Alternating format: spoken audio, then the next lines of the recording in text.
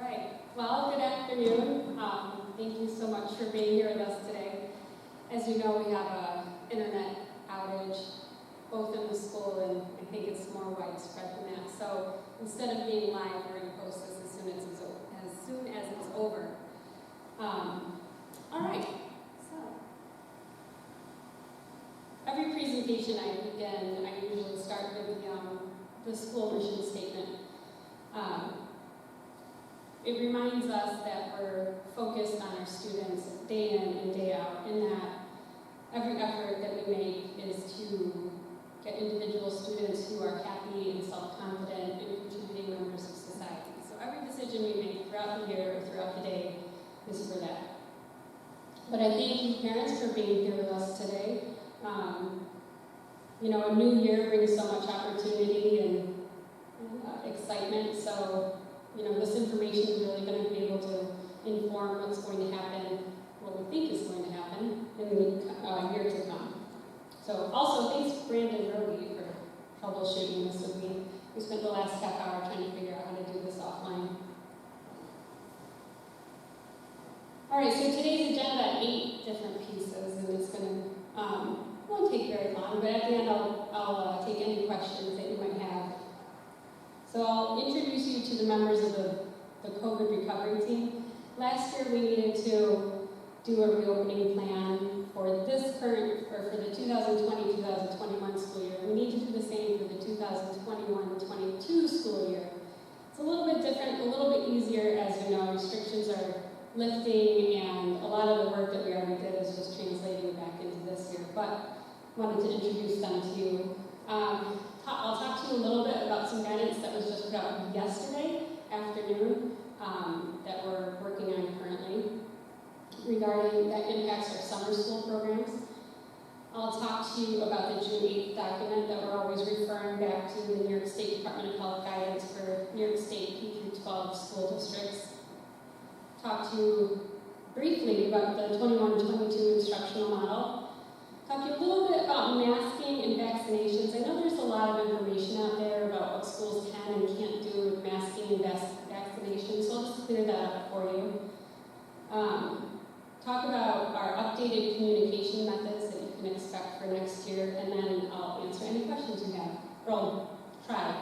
If I don't have the answer, I'll get it for you.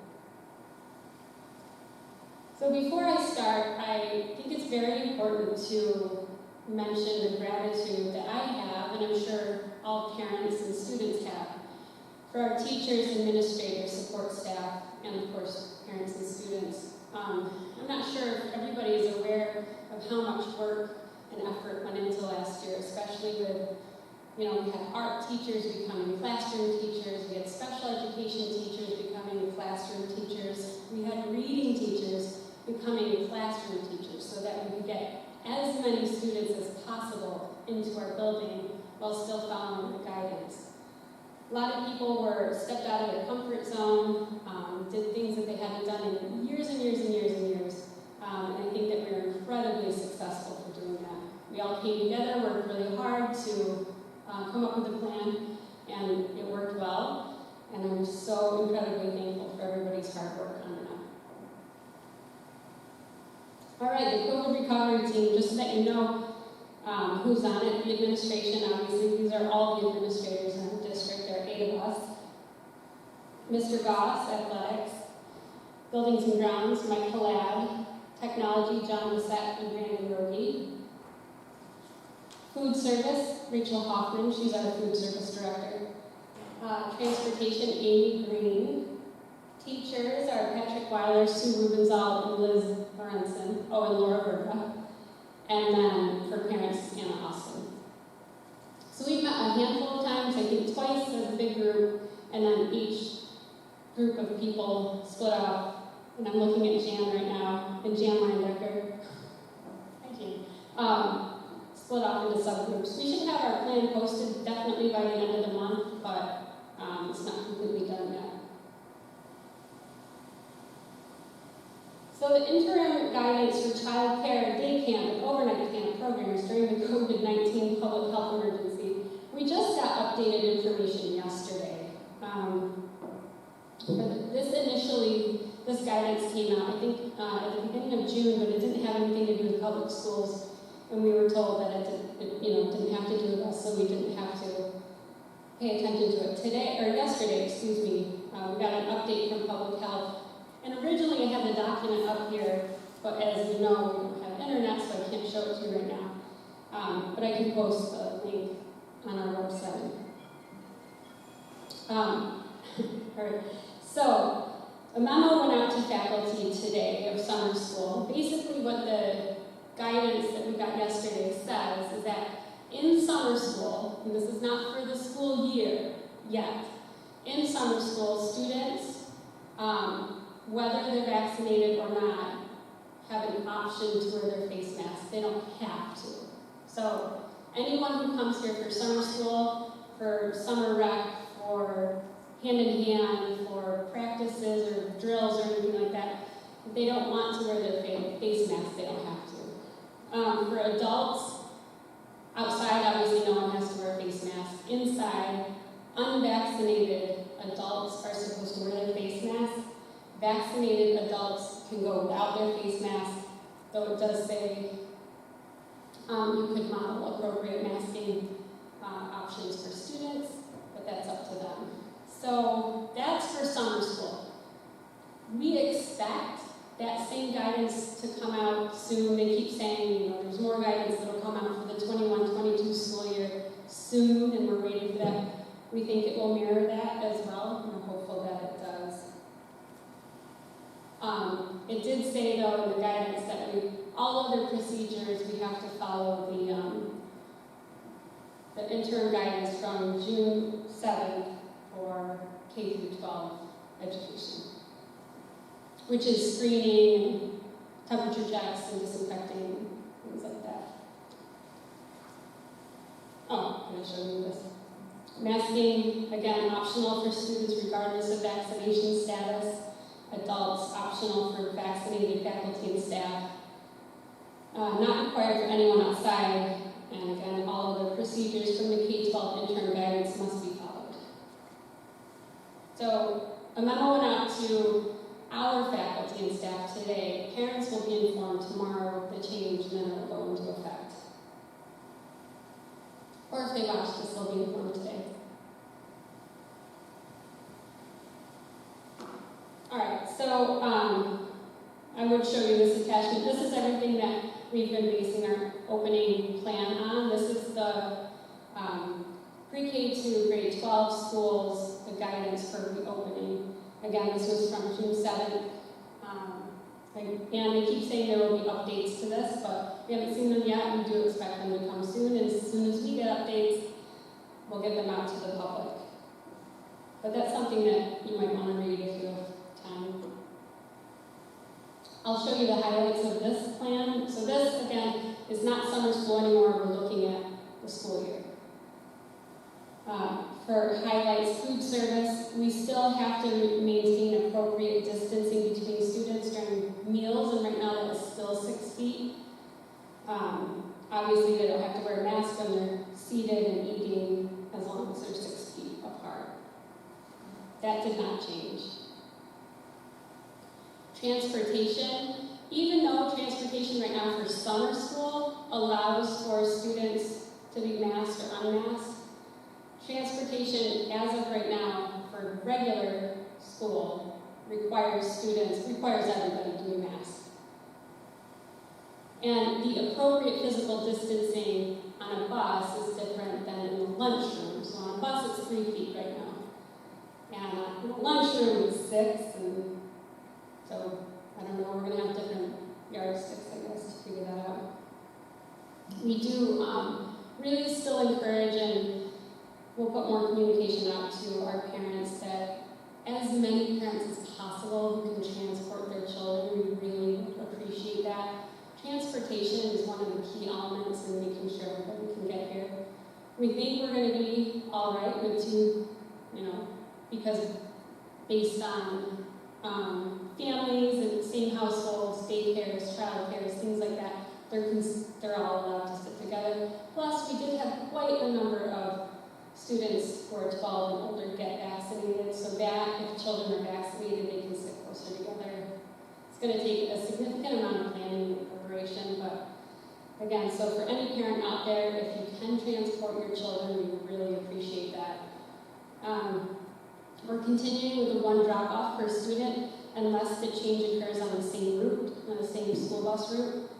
And we will still have assigned seats and attendance because public health still considers or is intending to contact trace the same way they always have.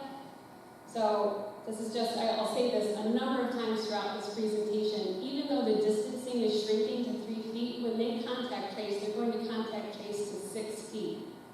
So it will be more students, if there's a positive case, who will get quarantined. And just making sure parents are fully aware of that.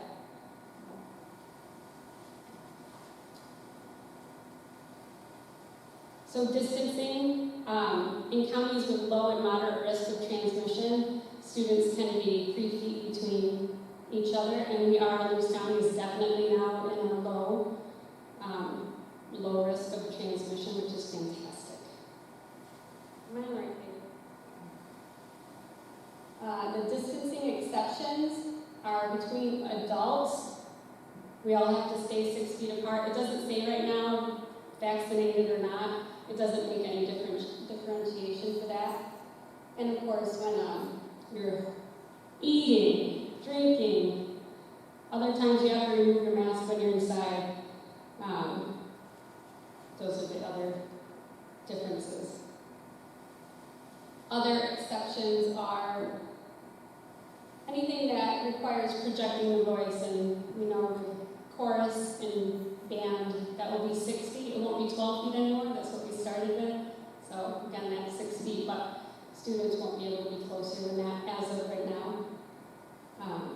And in common areas and outside of classrooms. So the same would apply that if a student was walking from their classroom to the bathroom, they would have to put a mask on.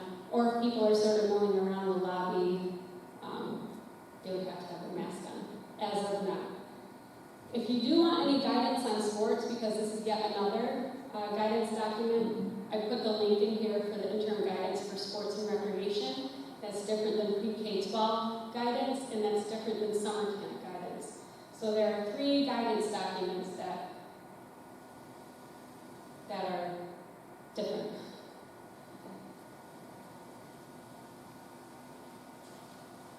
All right, instructional model. So all programs will be in person every day, all day every day.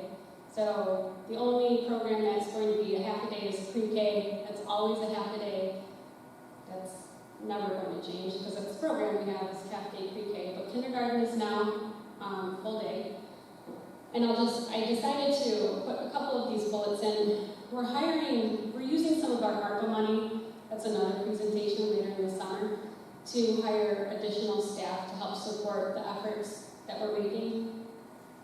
And I highly recommend coming to that one as well. But we're hiring additional elementary teachers on a 1 or 2 year basis to help reduce the number of students in the classroom, and partially for COVID reasons, but really to make sure for 1 year our classes remain small so that students get additional attention, teacher-to-student interaction to help them. We're expanding after-school tutoring and extra help options next year. We're expanding the one-to-one initiative, our technology initiative, to 2nd grade. I think it's first grade. It's first grade. Increasing professional development for teachers. And right now we're working on a morning program with Hand in Hand. It's not solidified yet, but hopefully we can have a morning program for any parents who are working and have to drop their children off early. And then it's not just, it would be a good program where students can get extra help in the morning and do some supervised activities. Okay, so the myths and the truths about masking. So this is what New York State Department of Health says, and what we're required to do is we're required to have people have a mask. They should be expecting to wear a mask. However, They're not required outdoors anymore at all by anybody. But right now, students should expect to wear a mask inside. As long as the Department of Health is requiring it, we don't have a say. It's not like I can say, Level Academy is not going to listen to the Department of Health. There are overarching, guidance department that we listen to. So at any rate, we do, like I said before, we do expect some leniency with that. At 6 feet apart, as long as they're not moving or talking or playing an instrument, they'll be able to have their masks off, even in the classroom. But if they're at 3 feet, as of right now, they have to wear a mask. Again, it's not anything that's up to us. Vaccinations. This is the only thing that is ever said from the Department of Health on vaccinations. This is the only statement that they make, is that if a faculty member has been vaccinated and they're asymptomatic, they don't have to quarantine. We know that. There is no indication that the state's going to require vaccinations. Level Academy certainly has no authority to require vaccinations from anybody on this.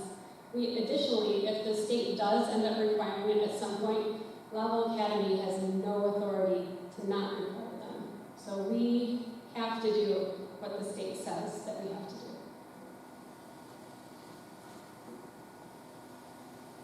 All right, communication.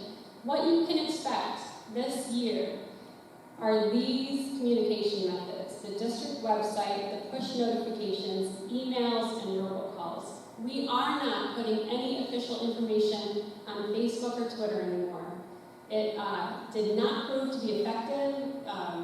It proved to be a lot more confusing for our parents and for our teachers than anything else. So my suggestion to everyone is that make sure your phone numbers, your cell phone numbers, are updated in the building level that you're in so that you can get those push notifications. And also the thing that this helps with is that when there are fewer places that we have to make sure we get communication to, it's more consistent. So you can be assured that that's happening. By reducing our communication outlets from 6 to 4, we can be sure that we're hitting all of them all the time.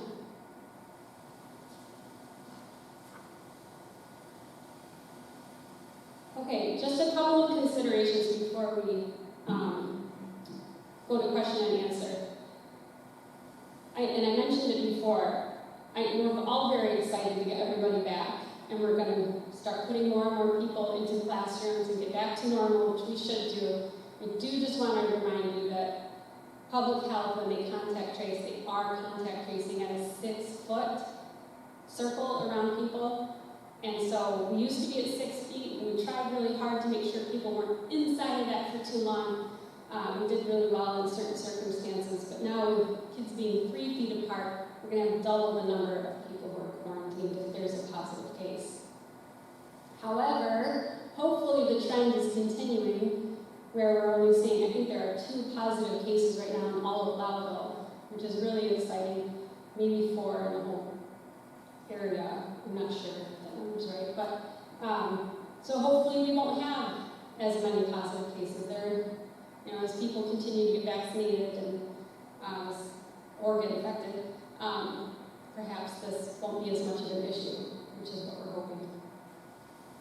Also, changes occur really quickly. Like I said, yesterday we got an update that impacts summer school. We could get an update tonight or next week that impacts the opening of the school year. So if you have any questions, or if you've heard something, or if you want us to know something, let your building principals know first. And you can let me know. And then if there's something that you want us to consider, it's always best to come in and have a conversation with us. We'll meet with anyone, anytime. My door is always open. Summertime is a great time to kind of hash things out and think about where we can go and what kind of opportunities we can give to our kids. But I am very hopeful. Things, like I said, things change incredibly quickly. And I think that the more we see that our state and our region specifically is stable, I think that we'll see a lot of our restrictions being lifted. So it's the best news that we've had in a while, and I think the summer school kids are going to be excited tomorrow when they realize they don't have to wear face masks anymore. And some of the teachers will be happy, some won't. But at any rate, that's it. Those are my updates for now. Are there any questions?